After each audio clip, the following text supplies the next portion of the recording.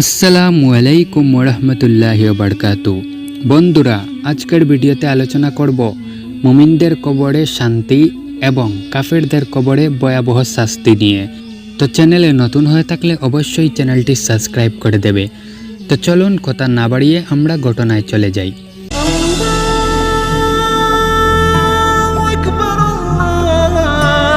এসে কন্টেন্ট।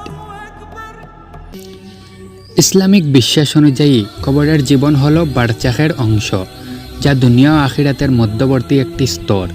মৃত্যুর পর মানুষের আত্মা কবরে প্রবেশ করে এবং কিয়ামত পর্যন্ত সেখানে অবস্থান করে। এই সময়ে মুমিনদের জন্য থাকে শান্তির ব্যবস্থা আর কাফের ও পাপীদের জন্য থাকে কঠিন শাস্তি। ইসলামিক বিশ্বাস মতে কবরের আযাব সত্য। যখন কোনো অবিশ্বাসী বা গুরুতর পাপী ব্যক্তিকে কবর দেওয়া হয়, তখন তার কবরের জীবন শুরু হয় এক কঠিন পরীক্ষার মাধ্যমে। কবরে দুজন ফেরেশতা আসেন, মুনকার ও নাকির। তারা মৃত ব্যক্তিকে 3টি প্রশ্ন করেন: তোমার রব কে, তোমার ধর্ম কী, এবং রাসূলুল্লাহ সাল্লাল্লাহু আলাইহি সাল্লামকে দেখিয়ে বলেন, এই ব্যক্তি মুহাম্মদ সাল্লাল্লাহু আলাইহি সাল্লাম কে। যদি মৃত ব্যক্তি কাফির বা মুনাফিক হয়, তবে সে সঠিক উত্তর দিতে পারবে না। এর ফলে তার কবরের আযাব শুরু হয়ে যাবে। হাদিসে বর্ণিত আছে, পাপীদের জন্য কবর এতটাই সংকীর্ণ হয়ে যায় যে তার পাঁজরের হাড়গুলো একে অপরের মধ্যে ঢুকে যায়। এটি এক ভয়ানক শারীরিক কষ্ট। আযাবের শিকার ব্যক্তিকে আগুনের পোশাক পরানো হয় এবং তার জন্য কবরে আগুনের বিছানা পাতা হয়।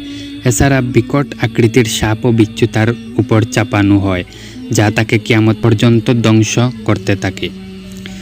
নবীজি সাল্লাল্লাহু আলাইহি সাল্লাম বলেছেন, একজন মুমিন যখন কবরে যায়, তখন তার কবরকে প্রশস্ত করে দেওয়া হয় এবং তার জন্য জান্নাতের একটি দরজা খুলে দেওয়া হয়। পক্ষান্তরে কাফেরদের জন্য কবরের আযাব কিয়ামত পর্যন্ত চলতে থাকে। তাদের কবরের ওপর একটি কঠিন শাস্তির স্তর তৈরি হয়।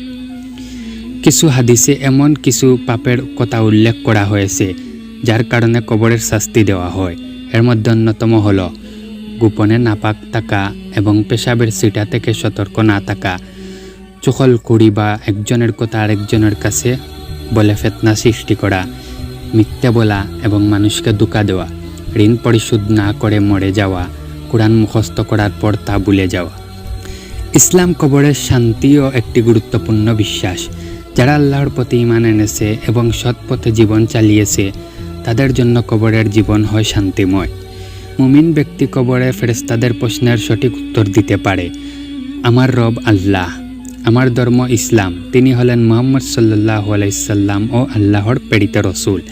সঠিক উত্তর দিতে পারলে তার জন্য কবরের শান্তির প্রতিক্রিয়া শুরু হয়ে যায়। মুমিনের জন্য তার কবরকে 70 হাত প্রশস্ত করে দেওয়া হয়।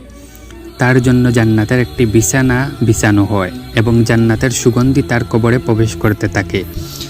তার জন্য জান্নাতের একটি দরজা খুলে দেওয়া হয়, যার কারণে জান্নাতের আলো ও বাতাস তার কবরে প্রবেশ করে। মুমিন ব্যক্তিকে বলা হয়, তুমি এমনভাবে ঘুমাও যেমন বাসর রাতে একজন নতুন বর ঘুমায়। এর অর্থ হলো সে কিয়ামত পর্যন্ত কোনো কষ্ট ছাড়াই শান্তিতে ঘুমাবে।